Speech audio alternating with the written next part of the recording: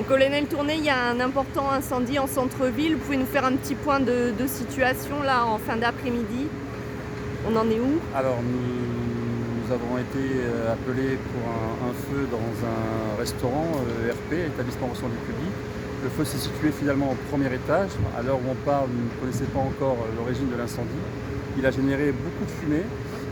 Également, on a été un petit peu empêché d'une attaque offensive parce qu'il y avait des grands arcs électriques à notre arrivée. Donc il a fallu une opération conjointe avec Enedis.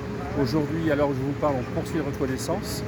On n'a pas de victimes excepté des gens qui ont été incommodés par des fumées. Et on a un sapeur-pompier qui s'est légèrement blessé au coude durant l'intervention.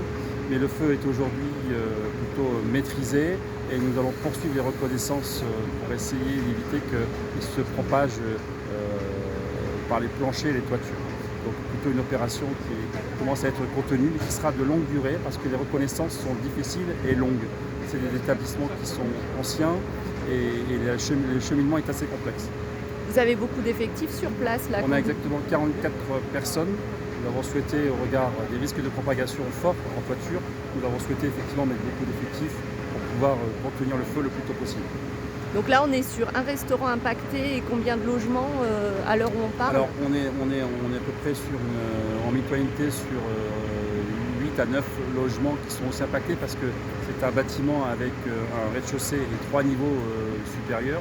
Donc il y a plusieurs logements qui sont impactés par les fumées. On s'assure aujourd'hui qu'il n'y a pas de propagation à travers les poutres et autres. Et donc après vont s'engager les opérations de surveillance qui risquent de durer une bonne partie de la soirée, voire de la nuit. Une bonne partie de la fin de l'après-midi.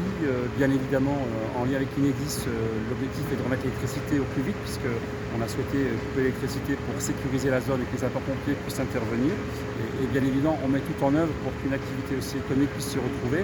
Cela dit, première priorité, c'est protéger les sapeurs-pompiers qui sont en intervention, de parfaire l'extraction pour s'assurer que le feu ne reprendra pas. Et après, ça sera la remise en œuvre de l'électricité.